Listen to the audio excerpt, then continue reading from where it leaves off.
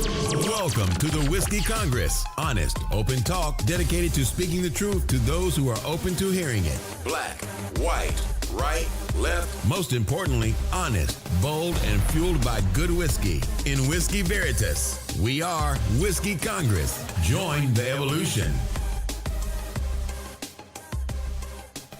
Welcome again to Whiskey Congress. We have a whiskey that we are drinking, but we've already reviewed it. It is the Maker's Mark Cask Strength. Can't have one every week, Steve. We gotta start clearing up some space in that liquor cabinet before. Right. And so I want to say thanks. I'm going to a party later, so I said I was going to take it easy. So Steve chooses the 111 proof Maker's Cask Strength. So thanks a lot, partner. Appreciate it. Yeah, sorry. Well, listen, it'll be a test in your discipline here. Yeah, we've tested that before. How's that gone? Never good. Never good. Never good. Mine's not much better. You told me how you spent your night. Right. Getting hammered and watching Skyscraper with The Rock. It was the movie so it's predictably bad, but I love it. It's not like Reign of Fire bad with dragons. Oh, we're not doing this again. But I'm just saying. Before you got here, I was watching The Meg, which is the shark movie. Yeah, love me some Jason Statham though. I'm a big fan of him too. And I did not see the entire movie. I will not review it, but what I saw was about as awful as you'd expect. Right. But whatever. Right. Other than that, though, whiskey, bad movies. Let's get into some politics and talk the Mueller Report. Now it's officially out. It's been read and summarized. Hold on. It's been provided to the Department of Justice. Right. It's not out. Not public. Anyone who's commenting on it, 99% of the population, no one has seen it. The DOJ is breaking it down right now, and then they will get it to Congress at some point, redacted, and then that's when the real fireworks will start to go off. Right now people are drawing their lines in the sand, and if it's Trump's administration or people pro-Trump are drawing that line in the sand, saying it's complete vindication and everything was a hoax, and this is all on the Democrats for wasting taxpayer money. Obviously, the Democrats are going the opposite direction, saying this is only the beginning and there's a lot to investigate still, and we don't know what the report says, and once it does, we're going to look at obstruction and all of these other things. And I think the reality, per usual, the truth is in the middle. And does it completely vindicate Trump in terms of Russian collusion? I think what this report is probably going to say is that what I've been saying all along is that Trump and his team didn't go out and intentionally and format a plan with the Russian state, with Vladimir Putin and his team to win the election and basically hand over power from the United States to Russia, or put together or broker some sort of deal where some sort of quid pro quo deal. You scratch my back, I'll scratch yours. That's not what that report is going to say. And I think the report was narrowly tailored, I think by design, by a few different people, to not let the tentacles get out too far when it came to what the Russian collusion investigation actually was. Right? I mean, and so what I mean by that is, his purpose was to make sure that no one on Trump's team was in on the internet for the troll farms, basically, of Russians flooding social media. Now, what the report will say, though, is that was a legit thing, and I think we've known that, right? That they intentionally were trying to destabilize our election and basically destabilize our electorate, and they did to a certain degree, right? I mean, they just flooded it with information that wasn't accurate, and they really played on the race thing, and it almost, probably not exactly what they wanted to do, but it caused enough consternation and enough division to where Putin sat back and was just like, good enough, right? Just kick the first domino, sit back and watch them fall, basically. Yeah, and that's and I think that will come out. Now, obviously everyone on Trump's side is going to ignore that, right? I mean, they're going to completely ignore it. If they acknowledge it at all, I think that would be interesting. But I think they're going to completely ignore the fact that did happen. Or if they do acknowledge it, they'll say, well, the Russians were actually were pushing for Hillary, and that's who they wanted to win, and we won anyway. So, again, vindication for us. And I don't think the Russians cared who won. We talked about this last week. You think that they did. I think that they didn't. I think their whole purpose was, let's just rock the boat as much as we can, and whatever happens, happens. Okay, yeah, we disagree there. I think they saw Hillary as an enemy to be dealt with, and I think they saw, if we can get Trump in there, what a great way to destabilize things, and they succeeded in that. And to what degree it impacted, we could argue. I would argue it had a pretty substantial impact, because it certainly fired people up and got people out to the polls, and like you said, they used race baiting and a bunch of other pretty shitty tactics to try to get that to happen, and it did. But Trump's team had, but the point of that is Trump's team had nothing to do with that. Right, I agree. Right, I mean, and there were, and so really, what else was there? Right, and now you can talk about the conversations with different Russian oligarchs and all that other stuff. Now listen, the other thing is, if you follow the money, Trump's got money tied up with Russians. Right. Like they bailed him out of some bad real estate deals. They literally long before he ran. Right, long before he ran. Like they parked money in some of these really bad, hotels and resorts, and partly because they just needed to hide money. Right, so it's just like real estate's a great way to hide money. Russians do it, the Chinese do it, African warlords do it. They park a lot of money in real estate here in the United States. So that's for Trump to come out and say, "Oh, I don't do any business with Russians," like it's bullshit. Oh, we know that's and that's where that's probably what gives Trump, the meat sweats is when you get to talking about where because listen, we know banks stopped lending him money, right? We know that banks stopped lending him money. We know that he had to go to outside resources to get money to fund some of these projects that he was getting into. And there's a reasonable, there's good reason to say, do you still owe certain people money? And if so, how much do you owe? And what role, does that have? And he hasn't really fully divested himself, from his businesses. I mean, he's got a hotel in D.C. right down the street from, the White House that his name is on. People, foreign, state leaders are, staying in that hotel, which he's profiting from. And so, listen, is any of this a crime? No. We don't know. I mean, I don't think, on its face, none of this is a crime. It's not, collusion isn't a crime. It's not conspiracy to fill in the blank. Because conspiracy itself isn't a crime. You need something. Conspiracy, you have to conspire to do something. So you got to feel, is that there? But there's a lot of shady pieces, and I think instead of focusing on this idea of collusion, with Trump has kind of narrowly tailored that himself, right? To say, oh, there's no collusion, knowing that it's not a crime and knowing that he didn't actually do that, narrowing the scope. But if you start to kind of break apart the pieces, following the money, look at kind of all the different relationships and how they're connected, that's probably where you build a stronger case for whatever it is you're trying to build.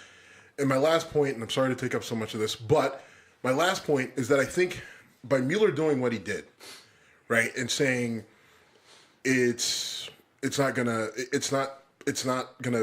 vindicating him, but it's not implicating him in anything. I think what Mueller kind of sent a signal, like, listen, this is just drop it. He's like, listen, I'm not doing anything here. There's not it's not worth it. Just kind of drop it. That's what he's saying without saying it. And I think that it would be wise. Now, the Democrats aren't going to do what I think they should do. Which is what? Move the fuck on. All right. I want to comment on that. Go ahead. I really think it's one of those things that we've talked about before. Just because you can doesn't mean you should.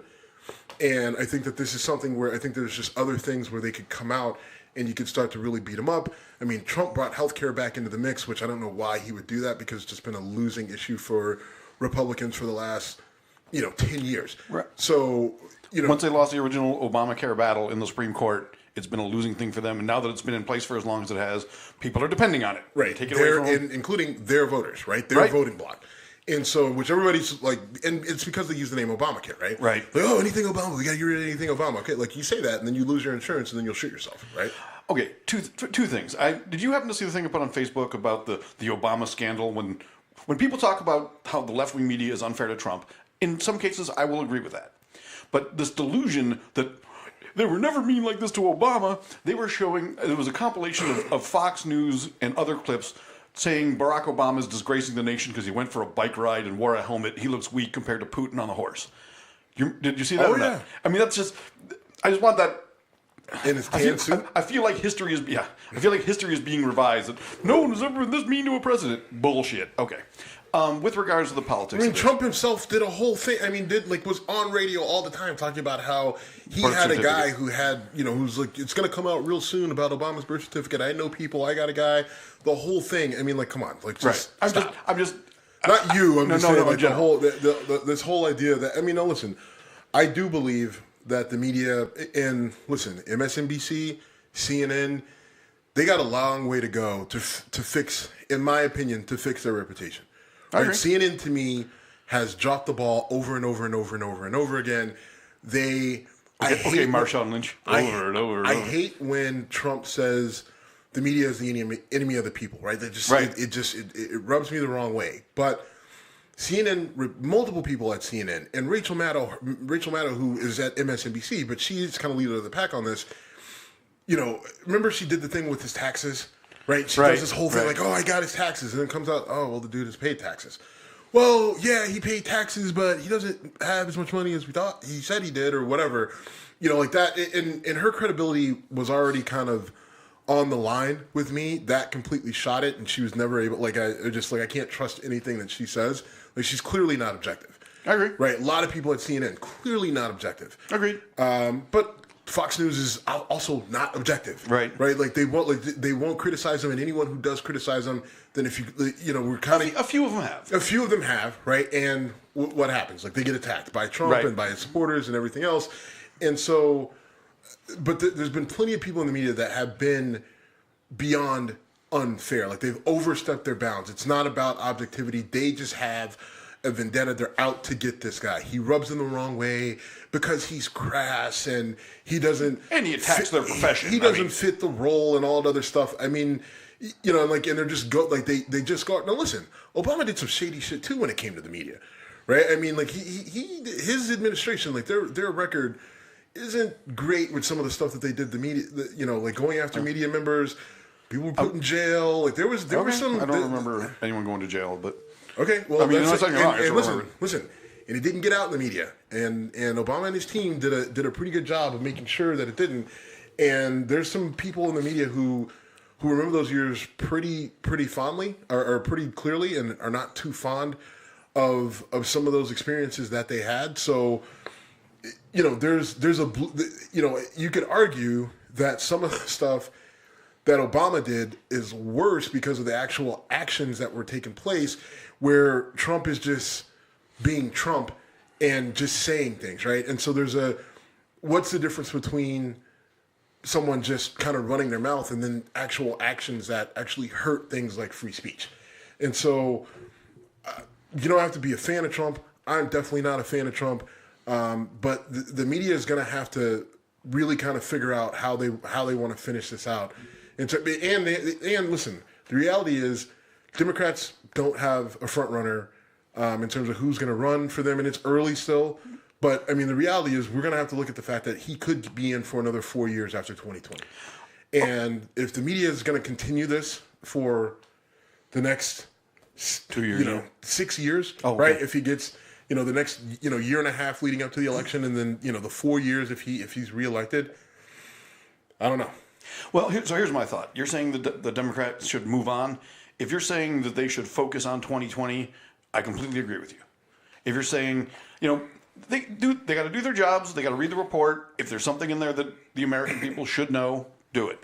But to try to cling to this as this Mueller report is going to save the day for the Democrats, that ship has sailed. It's not going to save the day for the Democrats. And I think what you're saying, and I would agree with this, is if they focus on, we're not giving up, we're going to keep digging, we're going to keep going, people have fatigue on it. It's time to focus on the next big game. The next big game is 2020. We got a clown car full of candidates running, some of whom I'm pretty encouraged by. I'm very concerned about there being a complete fracture in the Democratic Party because the young up-and-comers are like, we need to impeach. And the Nancy Pelosi response is, well, we're not doing that. And the truth is, even if there was something impeachable out there, it would never go through the Senate. We know this it's just not going to happen. So stop living the fairy tale and start working hard in practice, kids, because the big game's coming and you better know what to do. Do you have a front runner from the Democratic side, someone you want, not necessarily a prediction, but someone you want or someone you don't want? Because I've got both of those. I don't want Joe Biden. I can tell you that. I don't. Tulsi Gabbard, I don't want. Ideally for me, and I would like to see Harris and Booker. But the problem with Harris and Booker is that neither one of them, right, like they've lost all sense of self.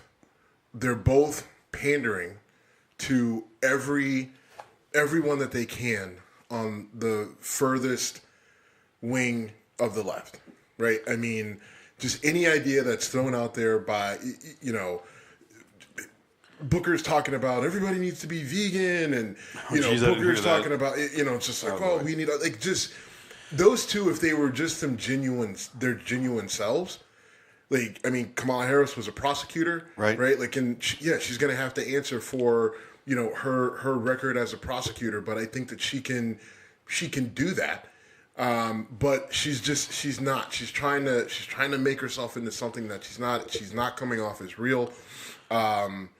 I worry about Booker in the same light, and so if they could just be genuine, I think that those two on a ticket together would be almost unstoppable. But because of the horrible advice of whoever's running their campaigns is doing a shit job, and they're going to run themselves right out of this race, which is unfortunate because I think that they could actually do a good job. Do you have an opinion on Pete Buttigieg? What did you just call me? Pete Buttigieg. Do you have an opinion on Pete Buttigieg? Who is that? That's the South Bend, Indiana mayor, who's a former Marine. He's openly gay, and he's running for. He's declared for president. I don't know him. I do know him. I've seen some things about him. I know. People are talking. I read something briefly. One, there's a lot of candidates to try to read up on, and so at this point, it's kind of you got to wait till the crowd kind of thins out, or at least to the point where we're actually having debates and then I'll start to kind of dig into who some of these people are. I did see something on him. I don't really have an opinion on him one way or another. I do feel that with him being gay, the one thing that's going to be hung on him is the same thing that was hung on Obama. Like if he were to be the front runner and he were to come out, it's going to be like, all right, well, you're going to be the first openly gay president, so you have to do everything that the gays want, right? Right. And that's just like, I mean, it's what happened with Obama. Like, oh, you're the first black president, so you're gonna fix all the problems for black people, right? Totally. All right, go.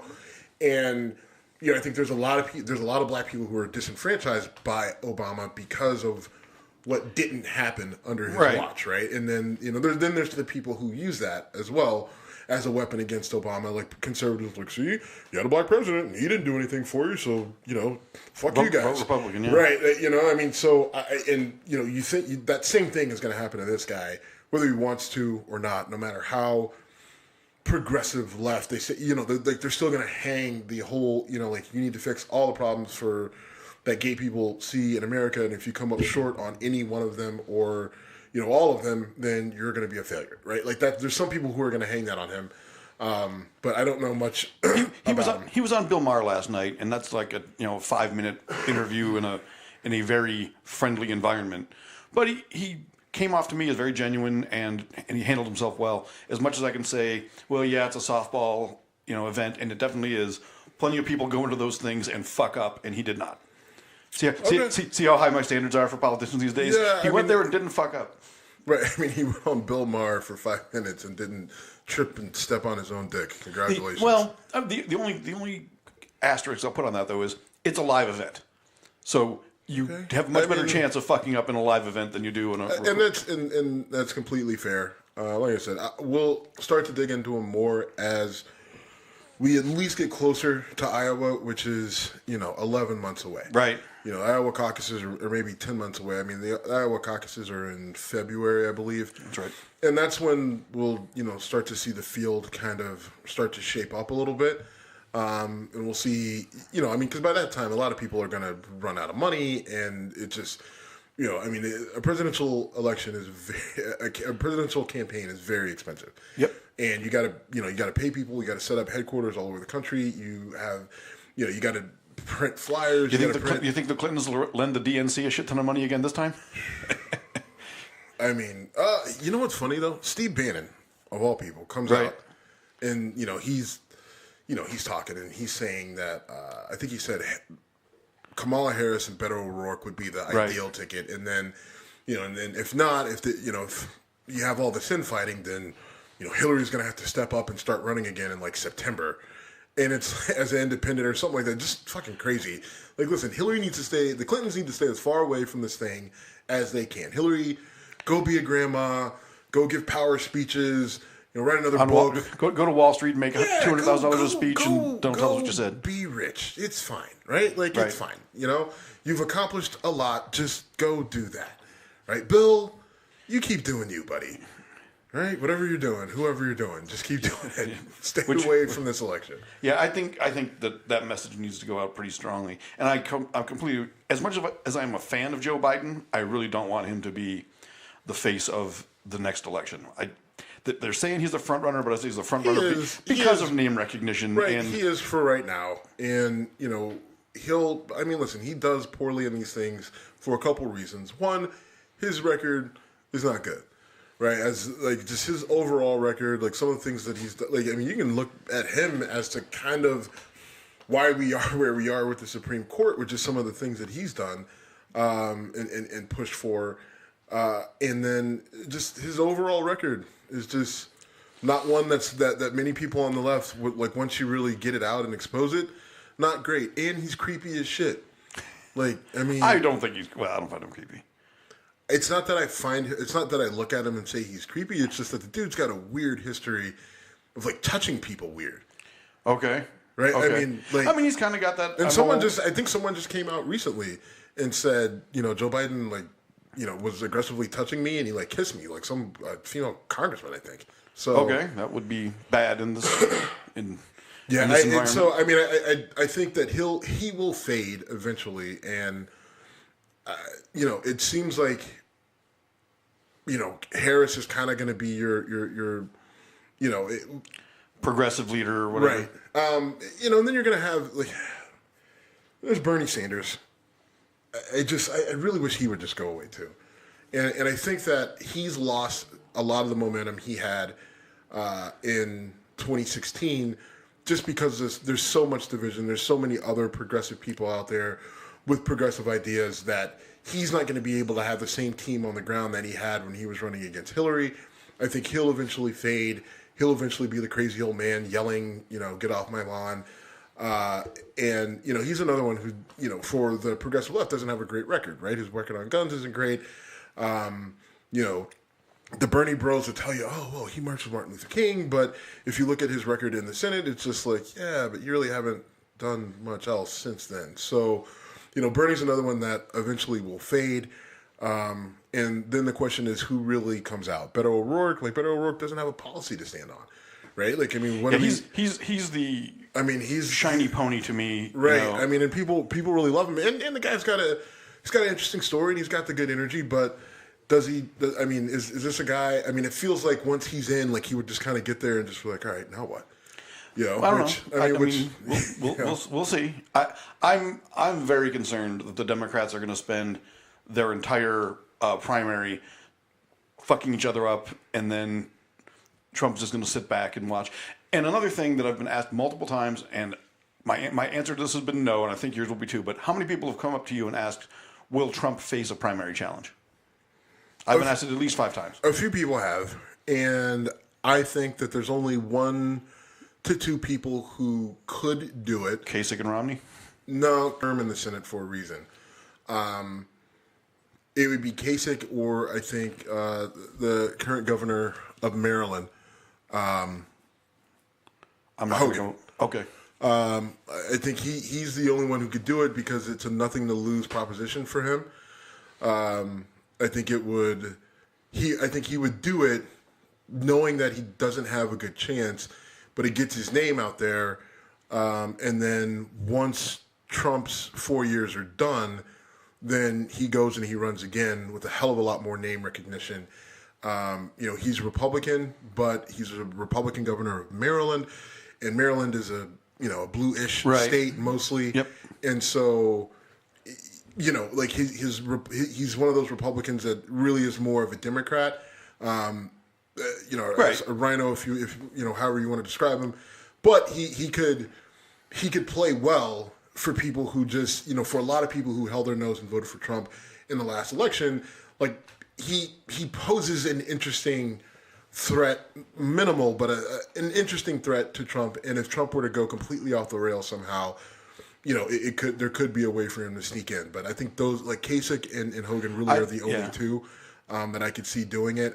I don't think Kasich would do it because I just don't think he can do the money thing. Hogan can. Okay, why's that? Flush with cash, my man. Okay, all right. Like the Hogan family. I mean, his family has they're into real estate in the state of Maryland in the tri-state area. I've worked with them. Money's not an issue. Okay. Before we get to the Jussie Smollett update, Betsy DeVos testified in front of Congress and was asked a bunch of questions about, among other things, defunding the Special Olympics from the Department of Education. Man, she is cringeworthy when she talks. I mean, she is. Did somebody posted a picture of her like Cruella DeVille? But even, okay, go ahead. Which I just thought was funny. I mean, I'm not saying. Listen, I was not a fan of hers from the beginning. It's a position I don't believe that she should be in. This thing with defunding the Special Olympics. Even her explanation of it was like, well, they get a lot of money from independent the donors, private whatever, sector, yep. So Trump comes out and makes the right call. He says we're going to fund the Special Olympics. Trump understands optics completely. That's the one thing. Like, and Betsy DeVos does not. Does not at all, right? I mean, and someone posted like, "Hey, weren't you just with the foundation and talking about how great the kids are, and now you're proposing a budget which strips them of the money?" Right now, and to be clear, like some conservative people are out there like, she didn't say she was going to defund all special needs. No. We're very clear on what they were proposing. They were proposing to defund the Special Olympics, which provides opportunities for kids with special needs to interact and play sports, right. And they have events, and where some of these kids would never have that sort of interaction. It gives them a great opportunity, and to say that, well, it's pretty well funded by the private sector, so we're going to pull our money, not realizing how many kids that would actually impact and how many of these programs aren't really that well funded. The money's not spread equally; it's pooled in different places. Just kind of, again, speaks to just how completely tone deaf she is. And just that, and this is by the way, not the first time that they've done this, right? Like, this is the third time that they proposed a budget or second or third time that they proposed a budget that didn't have funding for the Special Olympics in it. Right. I mean, and it's never going to go far. Like, that's just something that people are going to hang their hat on. Like, listen, we're going to fund it. Right. I mean, like, there's some things that the government is just going to do, and that's just one of them. Like, have they always done it? No, they have. We haven't always done it. We haven't always had the Special Olympics. The Special Olympics are relatively new. I think they became a thing in the late 70s or early 80s. But either way, of all the things that we fund, this is something that I think we can all agree on is A-okay. Right? I mean, to act like this is what's screwing up the Department of Education's budget is just laughable to me. Right. I don't know what percentage it is, but if it's more than 0.1%, I'd be shocked. I don't know. Yeah, I don't have the number in front of me. Right. But it's not going to turn things around for the Department of Education. She's obviously big into the whole charter schools, freedom of educational direction or whatever. I have my theories on why she's like that. But and listen, the thing with charter schools is, like, listen, if you're gonna, like, because essentially what she wants to do is defund public schools, right? Defund public schools and then have the kids go to charter schools or private schools, whatever. And listen, the part of the issue is that some of these public schools are just a complete disgrace. Yep. Right. They're just the buildings are awful. The books. Some of these. The books kids are sharing books that are falling apart. The teachers don't get. The teachers are literally in some instances babysitters. They're just places where people are going. It's a place where it's a daycare, and not even a good one. Right? Not like even a good one. It's just a shitty daycare, and so what do? Right? And so what she's doing is saying, all right, well, kids should be able to go to other places so they have the opportunity to learn, which is great in theory, and it sounds good, except for the kids can't afford to go to these places, right? Like the charter schools have tuition, the private schools have tuition. They say, oh, you can get a voucher. Well, the voucher is for $2,500 for the year, right? But it costs $5,000 a year to go to the school, right? And the parents clearly don't have the money to pay the difference, so the kids are stuck at these schools that are losing money because the monies are going to the charter schools and the private schools via the voucher program or however else, and the public schools are only getting worse.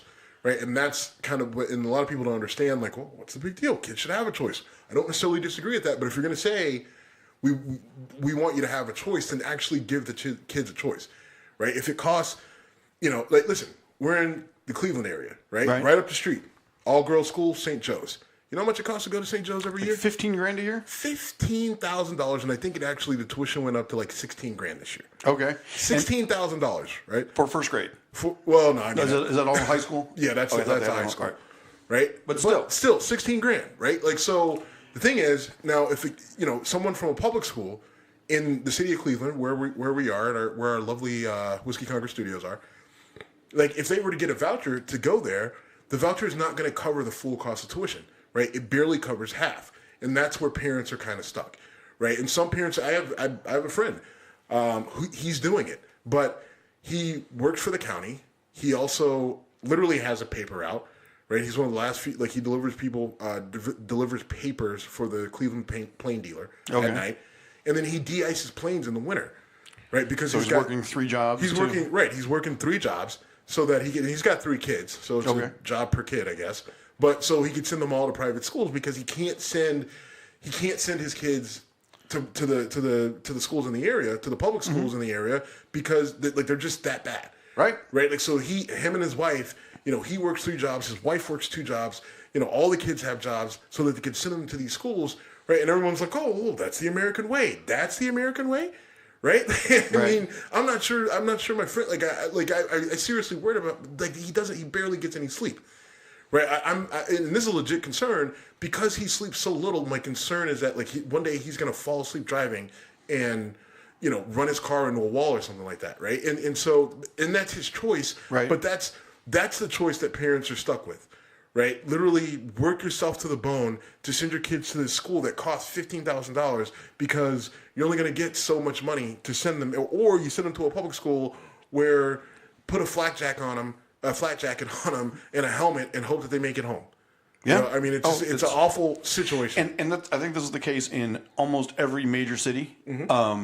Probably lots of smaller ones too. There's definitely an economic and racial component to that. I frankly don't know what the fix for this. If I was going to fix the system, I would blow the whole thing up, get kids more trade training not obviously in elementary school, but I think once you get to junior high and high school, all that sort of stuff, bring the trades back, bring home ec back, bring bring the mechanic, whatever, electrician, all that shit, bring that shit back into the high schools. Also, the other thing you have to do, you have to get more teachers in the schools, and you have to break the classrooms up. Right, you got 50 people in a classroom. Like, how is a teacher, or even a teacher and a teacher's aide, how are they going to get 50 kids? How are they going to teach them? Right, like, you got to get the classroom sizes smaller. So that teacher can focus in, and then you're gonna have to tend to the kids who have different needs, right? Like, I mean, like, a lot of these kids have a multitude of issues, mental, emotional, all that stuff. So you have to have people trained to do that, not just cops that are gonna throw handcuffs on a kid and throw him in a closet or arrest him just because the kid's being loud or listening to listening to their headphones in class and all that other shit. Like, there's a lot that needs to go into it that is not happening. And it's happening in some places, in the places that are taking it serious and saying we're going to hire the people that we need, that are qualified, and we're going to have the numbers that we need, and we're going to do it at all costs. Like, you're seeing those school systems have results. Others that are denying it and just, still getting money from the state, but they're administratively heavy, right? They got a lot of principals and they got a lot of, all that other shit. But they still have classrooms with 1 or 2 teachers for massive class. Then they're not seeing any sort of progress. And so Betsy DeVos sounds like her message sounds kind of decent, and then you realize it's complete bullshit. Though I think Betsy DeVos and others in the right wing will say that all of these, or if not all, almost all of these school systems are run by cities with Democratic mayors and very heavily Democratic supported unions that support them, and they're 100% right. They are. Yeah. So right. I mean, and the thing is that unions are good because of wages, benefits like that. Otherwise, a lot of these people would be, like a lot of these school systems would pay nothing, right? If they were able to get away with it. So that's the good side. The bad side is you can't fire good teachers. You can't, right? You can't fire bad teachers. You can't fire bad teachers. It's hard to, because of some of the situations, it's hard to actually bring in good teachers, right? Like you have teachers who are willing to go to the suburbs or willing to teach at private schools for less money because of peace of mind, right? Like, so, I mean, it's a clusterfuck of a situation in terms of education, but we need a whole lot more people looking at this from a much more just using shit that we know works, right? Not theory and not, from a bird's eye view, but down on the ground and figuring out what works and what's best for the kids and not what's best for your wallet. Right. And I mean, I've got a lot of friends and family members who are teachers, and the disparity between, like, I've got a cousin who teaches in the city of Buffalo and a friend who teaches in a town called Orchard Park just outside of Buffalo, which is a well-to-do suburb. And the differences in their pay and their daily experiences are night and day, and yet those two people live 5 miles apart, maybe less. Sure. I mean, my cousin commutes into the city from the suburbs, but there's where the teachers are, and one's doing that in the city, and then the other one's doing that in Orchard Park. And my friend in Orchard Park will flat out say, we're playing by a totally different set of rules than the less funded taxes, lower tax income areas, and less funded schools. And I don't know what the solution is. Well, you can't even say that in Cleveland, right? I mean, Cleveland's not underfunded, right? It's not a money issue in Cleveland. It's just it's an allocation of money issue. Yeah, right. Like you said, it's how many administrators do you need per building? Because how many teachers you have is a hell of a lot more important. Right. All right, we're not going to solve that today, but it was in the news. All right, so speaking of in the news, Jussie Smollett, all charges dropped from the city of Chicago. I was sitting at home. Disaster.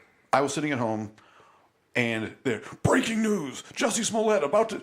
All right, look, it was a legit story when everyone covered it, including us. I've got no regrets about that. Everyone was sympathetic to him when it looked like he was a victim of a hate crime.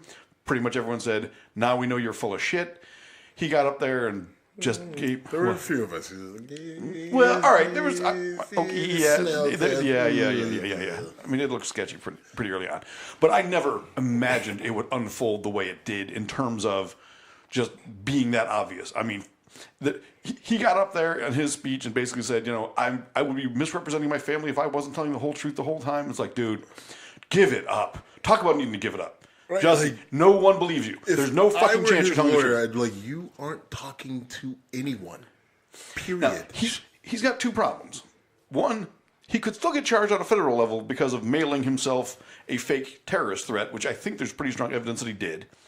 And he's also got to try to revive his career, which I actually think will be much easier than it probably should be.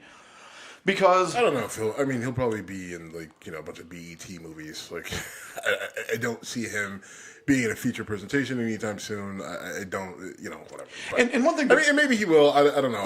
But I doubt we'll ever see him like in anything that you or anyone listening would watch, unless you like BET Christmas movies. I do like BET Christmas movies. My favorite. You know what? I don't even have a joke there. Right.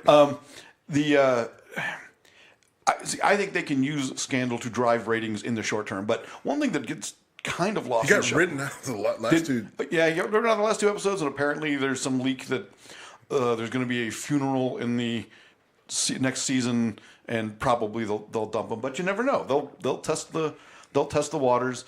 Maybe. And I don't know. It's hard to say, right? I mean, here's what's hard for me to get around.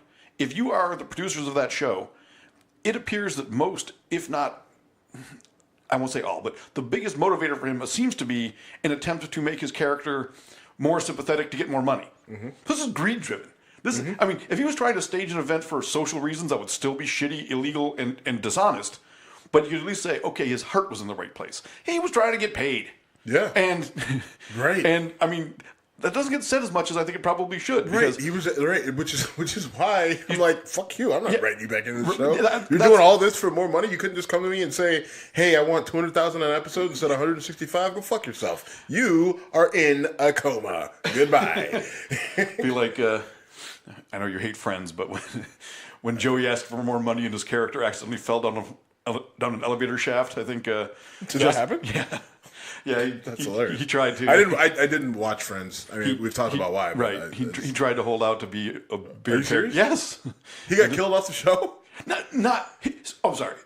Joey, the character on the show, is an actor, and he's an actor on a soap opera. And in that show, he tries to hold out for more money as Dr. Drake Ramore, and Dr. Drake Ramore walks into an open elevator shaft. Gotcha. I think Jussie might want to look before he steps on the elevator. Remember that episode of LA Law where the woman walked into an elevator shaft and like fell to her death? I loved that show, but no, I don't remember that. Oh God, I'll find the clip for you. Sorry, that's all right. That's all right. It's people falling down the elevator. That was a great show until it wasn't. Right. Early on, I thought that was one of the best. I mean, I was addicted to it. You and me both. It got fucking weird. It got real weird. And I was young. I was young and didn't fully understand what I was watching. And then, going back after the fact, like, oh my, this is something. And you look at some of the talent that went through there. I mean, they put Corbin Burnson, Blair Underwood, yeah. Jimmy Smits. I can't really call Harry Hamlin all that talent because his biggest performance before that, I think, was Clash of the Titans, the original one, which was talk about movies that don't hold up. Yeah, you were talking about Rain of Fire earlier, and like I said, I haven't watched that in years. I loved it when I was a kid. Watching the original Small Pour, please. Jim's willpower is on display. That's good. Yep. There we go. Look at you. There we go. I love my friends. I take care of you guys. Yeah, thanks. All right. So we've totally jumped the tracks on this. So anyway, yeah, Jussie. Yeah, you know what? Here's my issue with Jussie Smollett. I think one, he was overcharged to begin with. 16 felony counts. Come on. And what he did was atrocious, right? But I mean, again, do you want to get the conviction or what, right? Like, so, everyone's got their, everyone's got their conspiracy theories. Like, oh well, the prosecutor is friends with Michelle Obama, and Michelle Obama called in a favor, and that's why the charges got dropped. I mean, that prosecutor recused herself. She did recuse herself, but they work in the same office. Right. I mean, ultimately, this came down to money and privilege, and ultimately, I think that somebody said, 16 felony counts. We're really going to take this to trial. We're really going to do all this. Come on, stop. Right. Like here, he forfeits his bail. We'll do some community service. We'll talk to the kids, and we'll just be done with this. Right. Like I've literally sat in those meetings. I've had those. It's called a 411 conference. It's prosecutor, defense attorney, judge. Client's not there. It's like, listen, are we really gonna do this? We're gonna waste time? No, this is what we're gonna do, right? And then and the judge doesn't have to accept it, right? Doesn't have to, can completely punt it and just like, nope, gonna have to come up with something better than that. Clearly, were politics involved? Absolutely, sure. Right? Should he be able to walk with just this? No, I think he deserved a little bit more of a slap on the wrist. I think he deserved a firm, gut punch, right? Like give him, a couple misdemeanors, make him have to do some sort of, 30 days. Make him do a public apology. Yeah, I mean, right? All of the above, right? But that's not what happened. So should we, but conservatives want their pound of flesh. They want blood from a stone. They're just this guy needs to be in jail for a year and all this other shit. If a white man did this, imagine what would happen. The whole thing, and it's just like, well, actually, we have plenty of white women who have done the same thing and haven't gone to jail, right? Or been charged, right? I mean, we've got the girl down in Texas. The girl down in Texas says she was kidnapped and raped, gang raped by 3 black men. Complete lie. She literally just went off into the woods, stripped herself naked, ran into a church, and said, "Oh my God, here I am." And, she was charged, but she didn't serve a day in jail, and I don't know if she's paying a fine, right? Yeah, the girl in New Jersey who ended up, and the issue with the girl in New Jersey was She claimed that she was raped in the situation, but it was completely consensual. She lied about the whole thing. Ends up getting 2 kids kicked out of school. They had, jail, the whole thing. She ended up actually being charged and has to do a year in jail. Wow. Right? I mean, but you've got other examples where women claim, you can go all the way back to Emmett Till, right? Who that woman admitted that she lied, right? And got him brutally murdered. Right. And him and other people, and nothing, right? And it's just like, oh, well, that was a long time ago. But we have multiple instances of where white women have blamed black men for things that didn't happen, and not a thing has happened to them, right?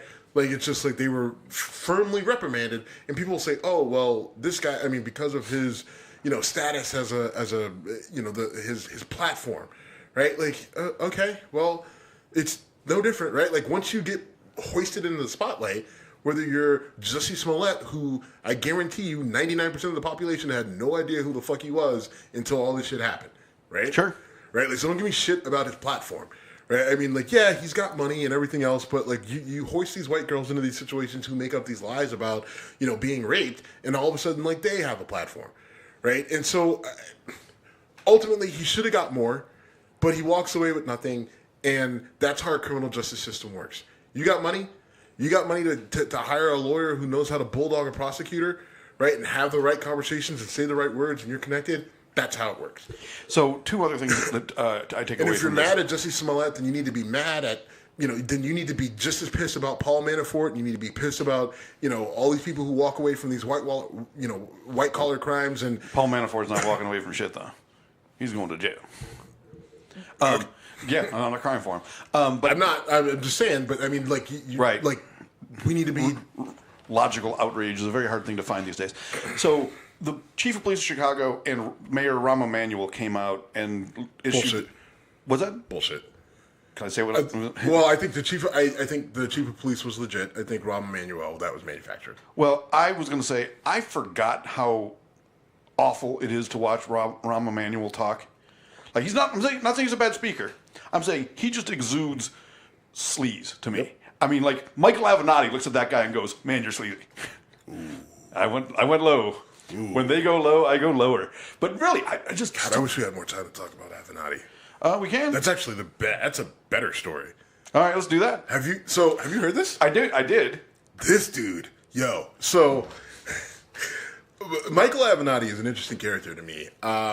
He got beat up because he represented Stormy Daniels, right? And then, she's a porn star, and we all are holier than thou because it's like, oh, she does porn, so I can whatever, right? Well, I happen to respect porn stars and the work that they do. You've made this abundantly clear. But he got heat for that, right? And I don't think he was wrong there, right? Like, she banged him, and then, but in the question, and then a legal question came over the, the NDA, the non-disclosure agreement, right. And okay, fine, whatever. So he is going to run for president, and then he's not, and then he runs into, he's got money issues and all this other stuff. So then it comes out this week that he tries to hold Nike hostage, right? And so in the matter of 15 days, Michael Avenatti comes and he's like, listen, you fired my client, right? You let go of my client, which is complete bullshit, and I have proof that you were paying players and paying coaches illegally, and you need to, one, make my client right in terms of money, and you need to hire me to come in and do an investigation of your company and your practices at like some ridiculous number, right? Like, I don't know. I think he wanted like $20 million, something fucking crazy, right? So Nike's just like, no, we're not doing that. And he's just like, if you don't do it, I'm going to go to the media and I'm going to air your dirty laundry. So Nike's just like, all right, cool, we'll get back to you. Nike's just like, hey, FBI, this dude's trying to extort us. Right. So the FBI, and it's weird, so somehow Avenatti gets with Mark Garagos, right? Right. And so Mark Garagos, who is the attorney for Colin Kaepernick. Wasn't he also Michael Jackson's attorney at some point? He was Michael Jackson's attorney. He was Scott Peterson's attorney. Oh, like Scott Peterson who killed his wife? Who killed his wife, right? Wow, this guy... Right, so he somehow he links up with Garagos, and I think Garagos, because he worked with Kaepernick, I think he's just like, Michael Avenatti is just like, hey, I got the scoop. You worked with Nike.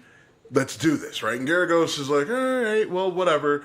So Garagos ends up, long story short, working with the FBI, right? Like, Garagos is like, listen, I thought we were doing something completely different. This dude's off the rails.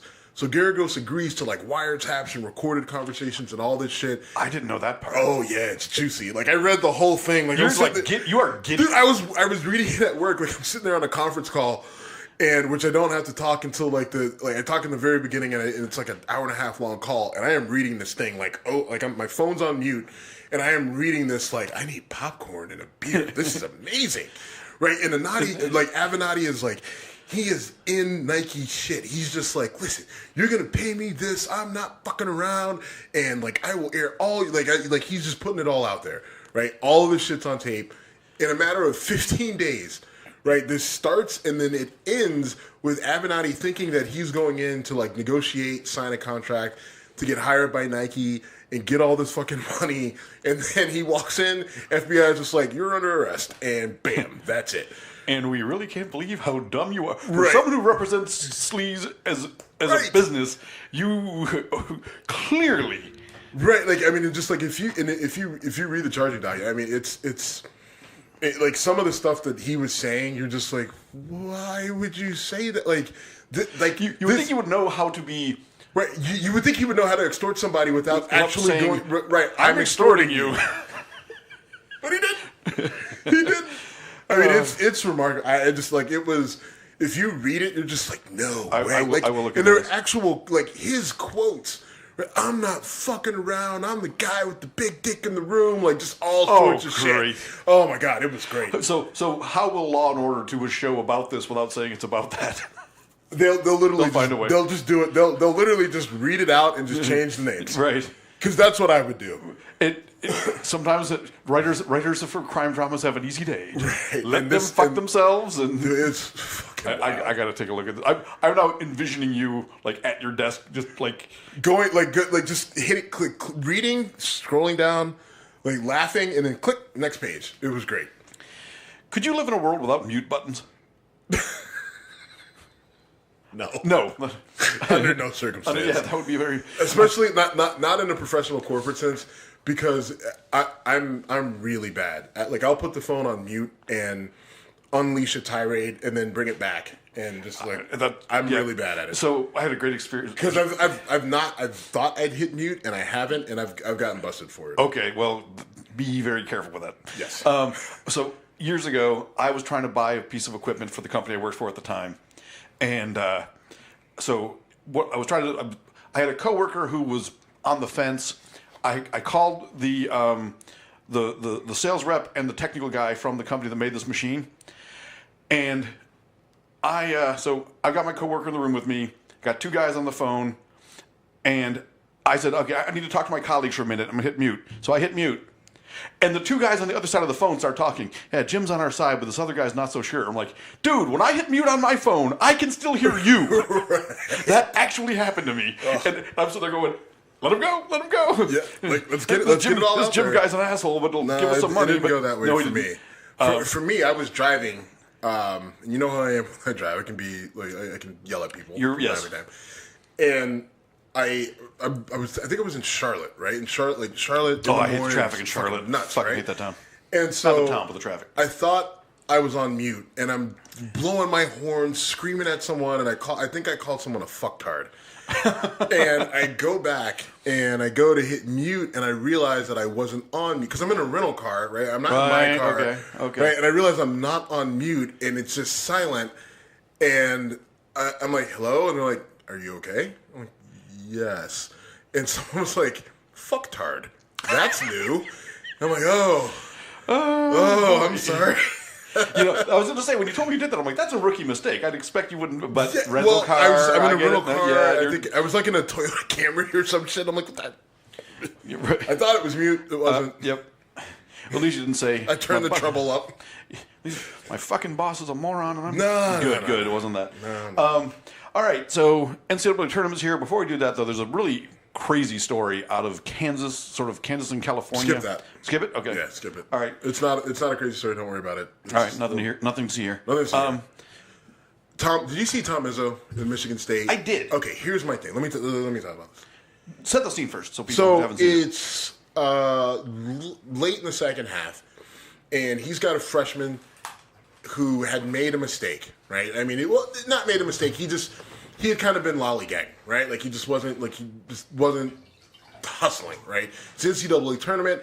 It's win or go home, and Tom Izzo during a timeout doesn't pull the kid to the side, comes off the sideline and just gets in. I mean, he is digging his foot in this kid's ass. I mean, Izzo's face is red. He's got the vein coming out. He is yelling at this kid, reading him the riot act. And the kid, is just kind of like taking it all in. There's two players from the Spartans, from Michigan State, that are like holding Izzo back and just saying, listen, coach, we got this. We'll get him right. Two upperclassmen. And, Izzo is still just like beside himself, pissed at this kid. Now, Michigan State goes on to win the game, and the kid actually ended up coming up, decently big and played well, and has played well the rest of the tournament. But it had helicopter parents and, child advocates everywhere losing their shit like, he went too far, and this isn't right, and coaches get paid all this money, and they shouldn't be yelling at kids this way, and that's just wrong, and it was on national TV, and what if I were his parents, all of that shit needs to stop. Okay. Stop. This is sports, people. Fuck the money. At that point in time, Izzo doesn't give a fuck about his check. At that point in time, Izzo's only worried about winning, and that kid should only be worried about winning. If you're going to do it, you're doing it to win. I get everything else that's involved with it, whether you're going to the NBA or you're on scholarship and all that other shit. But once you step in the lines, all that stuff doesn't matter. And you're there for a reason. So you either go all in or you get the fuck out of the way. And that's what Izzo was trying to implant into that kid. Now, here's the thing. That kid responded. That kid stepped up and he responded, and he will continue to respond. And I guarantee you that kid will go on to be a very productive player at Michigan State. He's talented, right? And he's got the drive, and obviously he's coachable. Some people would have folded. And if you're going to fold when you get yelled at, I don't care how, if you're going to fold when you get yelled at playing basketball, what the fuck are you going to do when you're under pressure at your job and you got deadlines and you got people and you got money riding on it, right? Not your money, somebody else's money, and they're pissed and they want you to produce, right? All right, so I got a couple messages about this, and someone asked me what I thought about Tom Izzo, and I'm like, oh, I'm a huge Izzo fan. And no, but what he did. And I'm like, I don't know what you're talking about. And then I realized, okay, I saw it live. Now, I saw it live at a bar, so there was no sound, but I saw Izzo, like you said, red-faced, yelling, getting held back.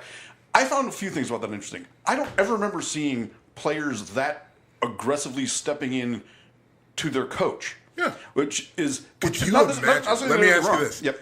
What if that were Bobby Knight? Well, Bobby Knight would have killed everyone. Of those kids, right? Like, he literally would have murdered them. First of all, I can't stand Bobby Knight. I can't either. He's an asshole. But yes. Bobby Knight would have, he would have, did you just fucking touch me? Like, he would have beat one of those kids with a fucking folding chair. Let me throw out one of my favorite coaches who's no longer coaching. If something did that to John Chaney, oh boy, Bobby Knight might have stepped in and said, "Okay, calm down." John Chaney going ape shit on Calipari, right? Legendary at my alma mater at UMass. And know my story. Yes, I was shoved by John Chaney the week before. If you want to hear the story, message me. Listen, so I don't have a problem. I mean, listen, my coach in college told a kid once that on the same day in practice, he told one kid that kid should have been an abortion because he dropped oh my goodness, because he dropped a pass, and then like in the next offensive series, he told another kid that he should have been swallowed. Oh my goodness! Right now, fast forward, I remember we're playing William and Mary. I got the ball. It was like 3rd and 7. They give me the ball. It ends up being like 4th and 1, 4th and 2. I don't get the first down.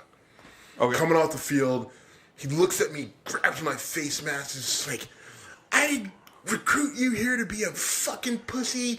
You better, just read me the riot act and the whole thing, and like, let's go with my face mask. Go to walk." And then he grabs my shoulder pad and he's like, "You're a fucking cunt." Right? And right? Like, just in my face. And I yelled back at him. I was like, you're a fucking cunt. Get the fuck out of my face. Like, I know that I fucked up. I don't need you fucking yelling at me. And the next time, I'll get the goddamn first down, but we can't get it right now, so get the fuck over it. Right? And then, like, he looked at me, right? And he gives me the, all right. We're good. And that was just, like, and listen, but that's sports. Right. That's sports. And if you don't like it and it's toxic or whatever, get the fuck out, right? Like, I don't care, right? Like, it just... Who was the coach in Colorado years ago, the football coach who had the meltdown? Some parent sent him a... Was it Neuheisel? No, it was whoever... Who was it? Anyway, basically, he gets a letter saying that... from a parent saying... An anonymous letter saying that they're working the kids too hard, they don't have enough time off. And he starts off very calmly, and he's like... Well, I understand we've got some parents out there a little upset about things. Now they need to understand that the kids have as much time off as they need, and this and that. And then he goes, and it's Big 12 football. It's the NCAA. You don't want this? Play your murals, brother. And listen, and there are a lot of people I know who have like mellowed in their old age who are just like, that's not necessary. And how did that make? And listen, is it necessary? No, but does it hurt the kids? No, right? And if it does, like he got yelled at. He got yelled at. He got yelled at very aggressively. All right, it happens, man. And listen, if you're so fragile that getting yelled at aggressively damages you for the rest of your life, then chances are you were going to get damaged for the rest of your life somehow, some way along the lines. How'd you make it this far? Would be my question. Right, exactly. Right, and good luck trying to get married. Right, I mean, like, I just like, come on, right? Like, sometimes you get fucking yelled at. Sometimes people say they say not nice things to you. It's okay. Is it character building? I don't know. But you know what? At the end of the day, like, it's not going to destroy your psyche. Too bad you don't have a Smirnoff Ice. Yeah. Anyway. Inside joke, folks.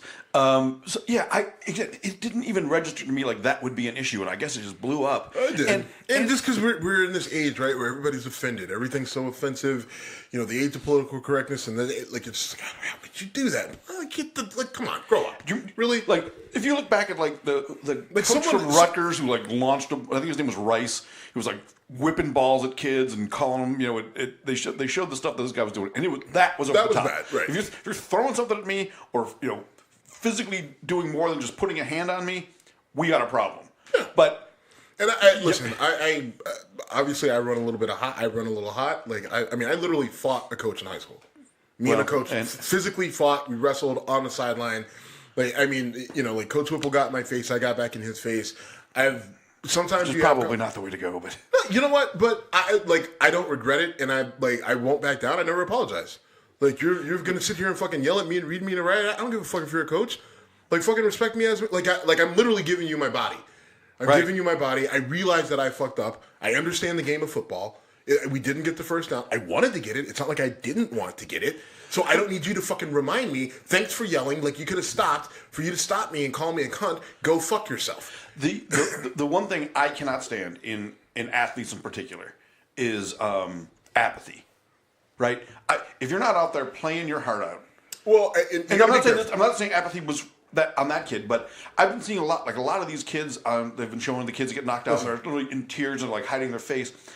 And I don't remember seeing that as much when I was younger, but I feel for those kids, but I want to see that kind of passion. Yeah, but I mean, like everybody's wired different, Jim. Sure. Everybody's wired different, and so there were plenty of instances where I gave it all I had, and you lose the game, and it's like, fuck. Oh yeah. All right, well, fuck. I mean, you walk off, and some people took it a lot harder, right? But you can't, like, that's the thing, and this is where, like, Jay Cutler, the quarterback, for the Bears at the time. For the Broncos and for the Bears. I mean, Jay Cutler throughout his career was accused of being just overly apathetic, right? Like he just didn't care.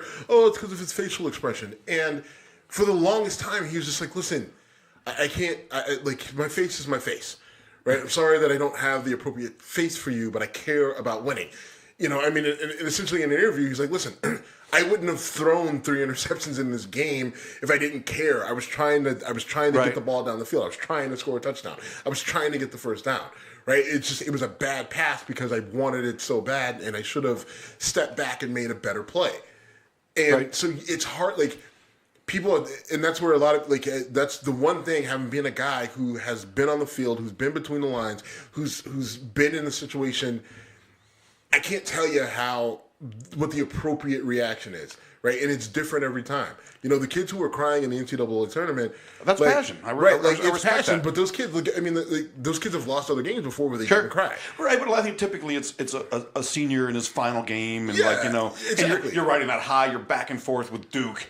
And you're this close to beating Duke. And by the way, I'm so fucking pissed that Duke didn't lose. Right, but some people, but the thing is, I played with guys at UMass who we would lose a game, playoffs, or get knocked out of the playoffs, or lost to a rival or whatever.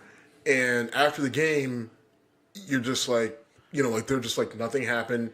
They don't say anything. We get to the break, whatever, and then we get back to campus, and J-Rob is sitting in the corner, just like literally with a fucking bottle of vodka. Like, don't touch him, don't talk to him. Yo, what's wrong? Like, fuck you, I lost, don't touch me. Right? But you would never see that on the field, and everybody processes this shit different. Sure. Right? I mean, it's just and so it's hard to, it's really, that's one of the more interesting things, the dynamics of seeing how people I played with guys who we would win, right? And they would, they'd high five with the team, and then would go off, and we'd have a house party or whatever, and you see them and they're sulking. It's like, what's wrong? It's like, I played like shit. Nah, man, it's fine. It doesn't matter. Like, no, I played like shit. Like, I got beat. So and so got sacked. You got tapped. Like, I played like linemen, literally just beating themselves up, or even me, I missed that first down, or I dropped that ball, or I got tackled and I should have scored. All that shit, sometimes it doesn't hit you right away, or what it is. You have to get through it. Because a lot of us are trained, right, to show no emotion, right? I was trained in from before high school, you don't show emotion. You score a touchdown, you win, whatever, it is what it is. You act like you've been there before, whether you've won, whether you win, you lose, biggest play of the game, smallest play of the game, you treat them all the same, right? That gets drilled into your head over and over and over and over and over again. And so then, so after a while, you do become a machine. You do become a robot. You shake hands, you do the thing, you do the breakdown, blah, blah, blah, you get back.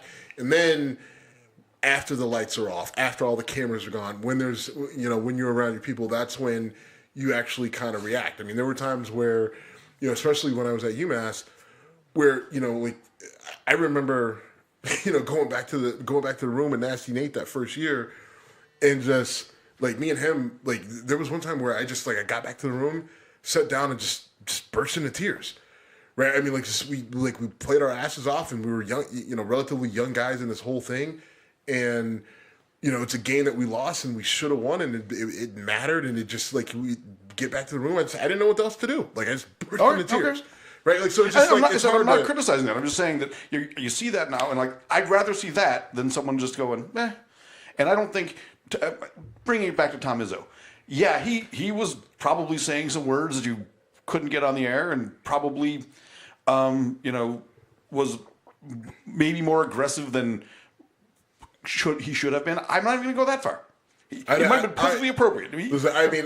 I guess I can't judge, because some of the coaches I've had, some things they've said, some things they've done, to me that's normal, right? And maybe that's fucked up on my part, right? That's just normal. I don't see the harm in it, and and people say, what if someone yelled at your daughter that way? My daughter is in boxing right now. Right, she's got an my daughter is 4 years old. I have her in a boxing class 2 times a week. The instructor is very hard on her, and discipline.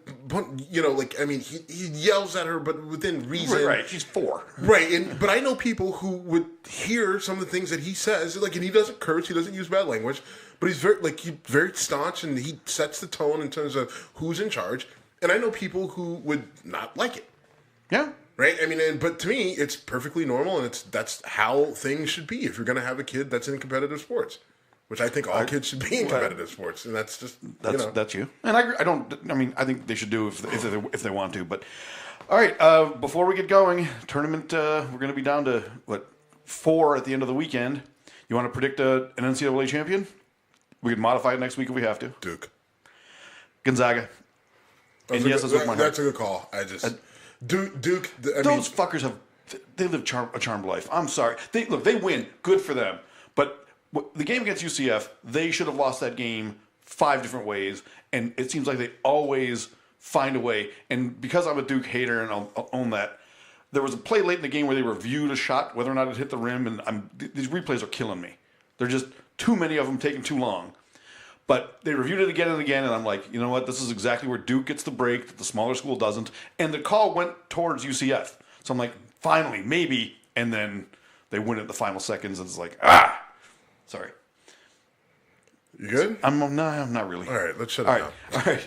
Anyway, we're at Whiskey Congress on Instagram and Twitter. We're Jim at Whiskey Congress and Steve at Whiskey Congress to email us. If you want to ask us a question or tell us something, let us know. Thank you very much, and we are out.